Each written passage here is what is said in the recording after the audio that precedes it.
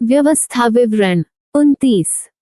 एक इस्राएलियों से जिस वाचा के बांधने की आज्ञा यहोवा ने मूसा को मोआब के देश में दी उसके यही वचन हैं, और जो वाचा उसने उनसे होर्ब पहाड़ पर बांधी थी यह उससे अलग है।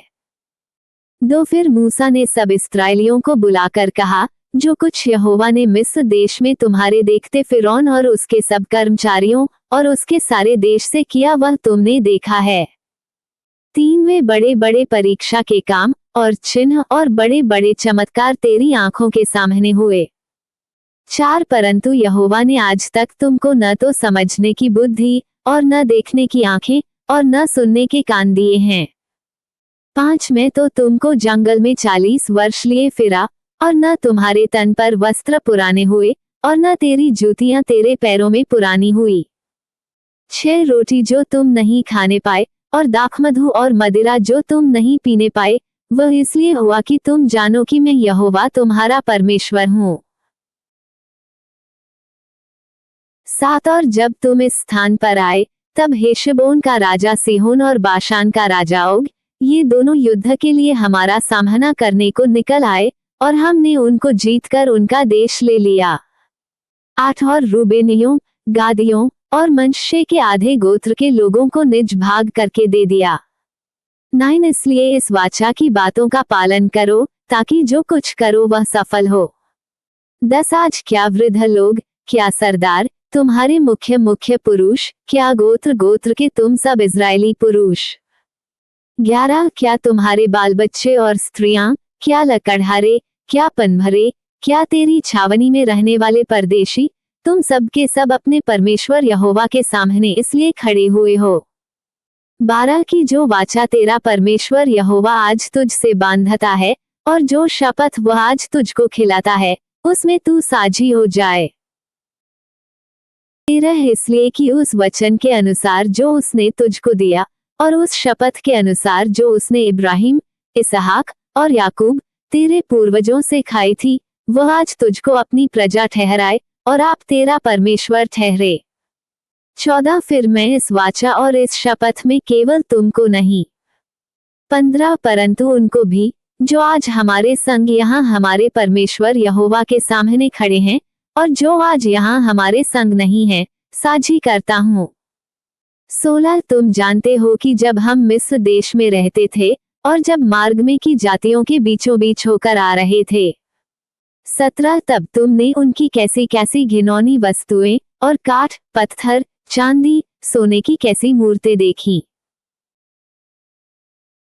18 इसलिए ऐसा ना हो कि तुम लोगों में ऐसा कोई पुरुष व स्त्री व कुल व गोत्र के लोग हों जिनका मन आज हमारे परमेश्वर यहोवा से फिर जाए और वे जाकर उन जातियों के देवताओं की उपासना करें, फिर ऐसा न हो कि तुम्हारे मध्य ऐसी कोई जड़ हो जिससे विष व कड़ुआ बीज उगा हो। 19 और ऐसा मनुष्य इस शाप के वचन सुनकर अपने को आशीर्वाद के योग्य माने और यह सोचे कि चाहे मैं अपने मन के हठ पर चलूं और तृप्त होकर प्यास को मिटा डालूं, तो भी मेरा कुशल होगा। 20 यहोवा उसका पाप क्षमा नहीं करेगा, वरन यहोवा के कोप और जलन का धुआं उसको छा लेगा, और जितने शाप इस पुस्तक में लिखे हैं वे सब उस पर आ पड़ेंगे, और यहोवा उसका नाम धरती पर से मिटा देगा। 21 और व्यवस्था की इस पुस्तक में जिस वाचा की चर्चा है उसके सब शापों के अनुसार यहोवा उसको इस्राएल के सब गोत्रों में से हानि के लिए अलग करेगा। 22 और आने वाली पीढ़ियों में तुम्हारे वंश के लोग जो तुम्हारे बाद उत्पन्न होंगे और परदेशी मनुष्य भी जो दूर देश से आएंगे, वे उस देश की विपत्तियों और उसमें यहोवा के फैलाए हुए रोग देखकर। 23 और यह भी देखकर कि इसकी सब भूमि गंधक और लोन से भर गई है और यहाँ तक जल गई है कि इसमें न कुछ बोया जाता और न कुछ जम सकता और न घास उगती है, वरन सदोम और अमोरा, अदमा और सबोइम के समान हो गया है, जिन्हें यहोवा ने अपने कोप और जलजलाहट में उलट दिया था। 24 और सब जातियों के लोग पूछेंगे कि यहोवा ने इस देश से ऐसा क्यों किया और इस बड़े कोप के भड़कने का क्या कारण है। 25 तब लोग यह उत्तर देंगे कि उनके पूर्वजों के परमेश्वर यहोवा ने जो वाचा उनके साथ मिस्र देश से निकालने के समय बांधी थी उसको उन्होंने तोड़ा है। 26 और पराये देवताओं की उपासना की है जिन्हें वे पहले नहीं जानते थे और यहोवा ने उनको नहीं दिया था। 27 इसलिए यहोवा का कोप इस देश पर भड़क उठा है कि पुस्तक में लिखे हुए सब शाप इस पर आ पड़े।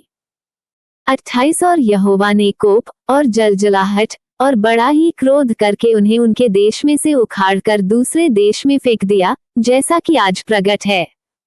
29 गुप्त बातें हमारे परमेश्वर यहोवा के वश में हैं, परंतु जो प्रकट की गई हैं वे सदा के लिए हमारे और हमारे वंश में रहेंगी, इसलिए कि इस व्यवस्था की सब बातें पूरी ही जाएं।